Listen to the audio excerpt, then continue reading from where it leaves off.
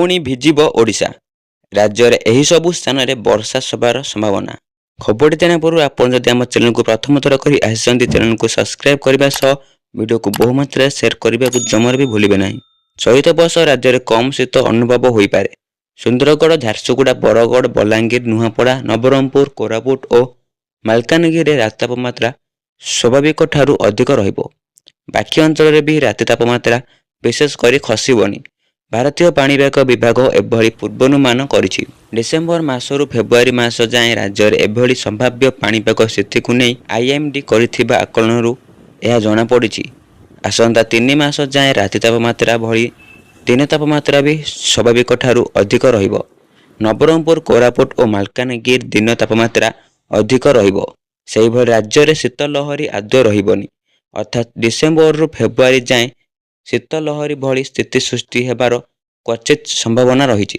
ସେହିଭଳି ଡିସେମ୍ବର ମାସରେ ରାଜ୍ୟର ସବୁ ଅଞ୍ଚଳରେ ରାତି ତାପମାତ୍ରା ସ୍ୱାଭାବିକଠାରୁ ଅଧିକ ରହିବ। ଫଳରେ ଅଧିକ ଶୀତ ଅନୁଭୂତ ହେବନି। ସେହିଭଳି ଏ ମାସରେ ବର୍ଷା ହେବାର ସମ୍ଭାବନା ରହିଛି।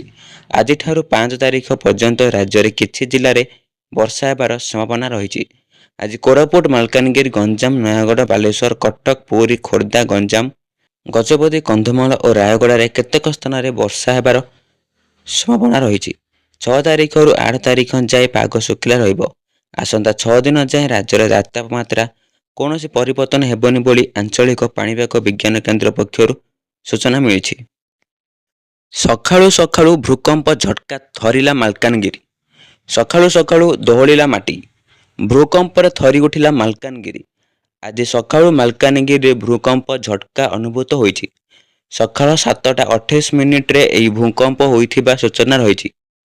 ତେବେ ମାଲକାନଗିରି ସହିତ ଛତିଶଗଡ଼ ଏବଂ ସୁକମା, ବିଜାପୁରରେ ମଧ୍ୟ ଏହି ଝଟକା ଅନୁଭୂତ ହୋଇଛି। ତେବେ ମୁଦ୍ରୁ ଭୂକମ୍ପ କାରଣରୁ କୌଣସି ପ୍ରକାର କ୍ଷୟକ୍ଷତି ହୋଇନଥିବା ସୂଚନା ରହିଛି। କିନ୍ତୁ ଏନେଇ ଆନୁଷ୍ଠାନିକ ଭାବେ କୌଣସି ଘୋଷଣା କରାଯାଇ ନାହିଁ। ତେବେ ଓଡ଼ିଶାଠାରୁ ଛତିଶଗଡ଼ରେ ଶକ୍ତିଶାଳୀ ଭୂକମ୍ପ ଝଟକା ଅନୁଭୂତ ହୋଇଥିବା ଜଣାପଡ଼ିଛି। ଲୋକେ ଘରୁ ଦୌଡ଼ି ବାହାରକୁ ଚାଲି ଆସୁଥିବା ସୂଚନା ରହିଛି। ତେବେ ଏହା ପୂର୍ବରୁ ଗତ 4 ବର୍ଷ ପୂର୍ବେ ଅର୍ଥାତ୍ 2020 ମସିହାରେ ଏଭଳି ଏକ ମୃଦୁ ଭୂକମ୍ପ ମାଲକାନଗିରିରେ ଅନୁଭୂତ ହୋଇଥିଲା। ତେବେ ସେହି ସମୟରେ ମଧ୍ୟ କୌଣସି କ୍ଷୟକ୍ଷତି ହୋଇନଥିଲା। ତେବେ ଆଜି ସକାଳୁ ସକାଳୁ ଏଭଳି ଭୂକମ୍ପ ହେବା କାରଣରୁ ଲୋକେ ଭୟଭୀତ ଅବସ୍ଥାରେ ରହିଛନ୍ତି। ତ ପରବର୍ତ୍ତୀ ଖବରଟି, EFF ଓ ESIC ପାଇଁ ଦରମା ସୀମା 2 ଗୁଣ ବଢ଼ାଇଲେ ମୋଦି ସରକାର। ଜାଣନ୍ତୁ କେତେ ବଢ଼ିଲା। ଦେଶର ଲକ୍ଷ ଲକ୍ଷ କାର୍ଯ୍ୟରତ ବ୍ୟକ୍ତିଙ୍କ ପାଇଁ ଆସିଲା ଖୁସି ଖବର। କର୍ମଚାରୀଙ୍କ ସାମାଜିକ ସୁରକ୍ଷା କଭରେଜକୁ ବଢ଼ାଇବା ପାଇଁ ମୋଦି ସରକାର ମାସିକ ଦରମା କ୍ୟାପ୍କୁ 2 ଗୁଣିତ କରିବାକୁ ଚାହୁଁଛନ୍ତି ବୋଲି ବେଶ୍ ଚର୍ଚ୍ଚା ହେଉଛି। ତେବେ କେତେ ବଢ଼ିବା ଦରମା ଆସନ୍ତୁ ଜାଣିବା। ସମ୍ପ୍ରତି ପ୍ରୋଭିଡେଣ୍ଟ ଫଣ୍ଡ ବା EPFO ଯୋଜନାରେ ସାମିଲ ହେବା ପାଇଁ କର୍ମଚାରୀଙ୍କୁ ଦରମା ସୀମା ମାସିକ 15,000 ଟଙ୍କା। ଏହା ବର୍ତ୍ତମାନ ପ୍ରତି ମାସରେ 30,000 ଟଙ୍କାକୁ ବୃଦ୍ଧି କରାଯାଇପାରେ। ବର୍ତ୍ତମାନ EPFO ପାଇଁ ଦରମା କ୍ୟାପ୍ ପ୍ରତ୍ୟେକ ମାସରେ 15,000 ଟଙ୍କା ଥିବାବେଳେ ESIC ପାଇଁ ଏହି କ୍ୟାପ୍ ମାସକୁ 21,000 ଟଙ୍କା ରହିଛି।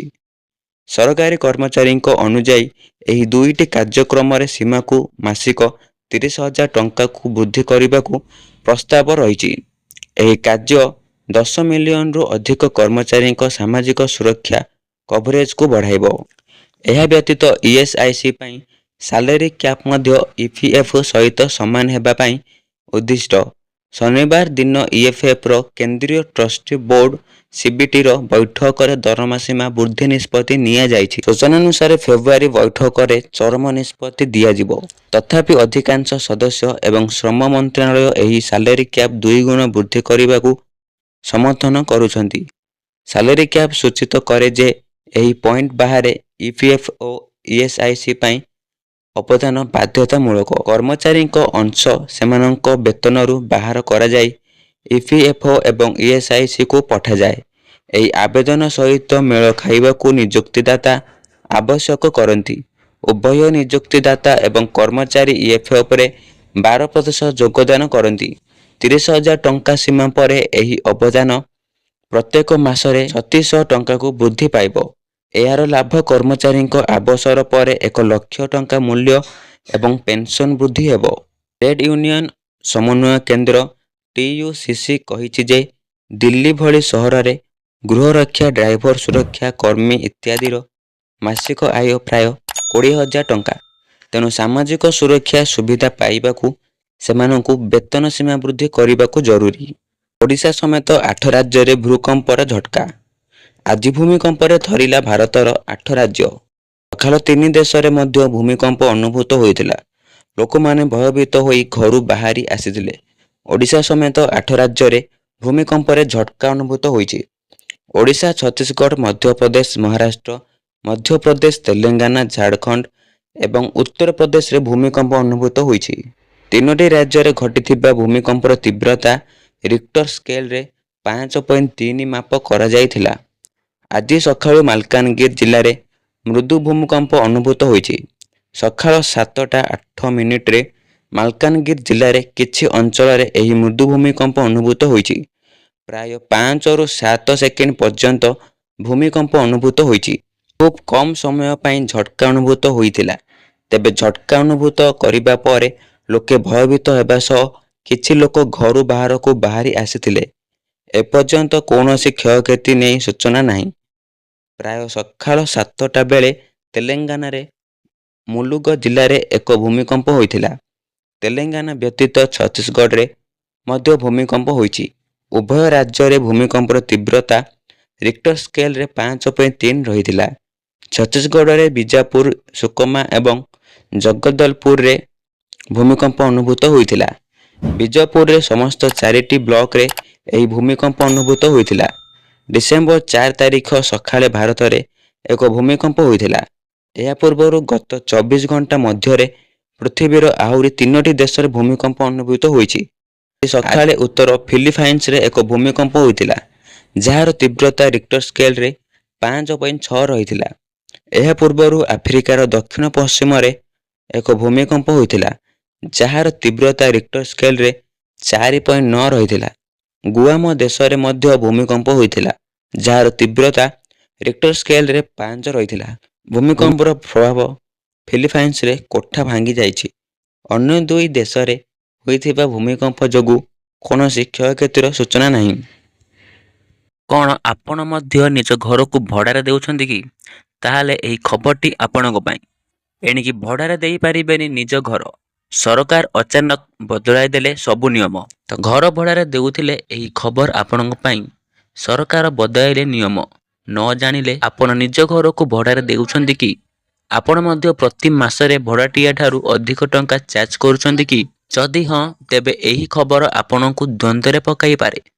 କାରଣ କେନ୍ଦ୍ରରେ ମୋଦି ସରକାର ଘର ଭଡ଼ା ସହ ଜଡ଼ିତ ସମସ୍ତ ନିୟମରେ ବଡ଼ ପରିବର୍ତ୍ତନ କରିଛନ୍ତି। ଜମି ମାଲିକ ଏବଂ ଭଡ଼ାଟିଆଙ୍କ ସହ ଜଡ଼ିତ ଆଇନ ସମ୍ପର୍କରେ ସୂଚନା ଦେବା ବେଳେ ଅର୍ଥମନ୍ତ୍ରୀ କହିଛନ୍ତି ଯେ ଘର ଭଡ଼ା ସମ୍ପର୍କିତ ନିୟମରେ ସରକାର ବଡ଼ ପରିବର୍ତ୍ତନ କରିଛନ୍ତି।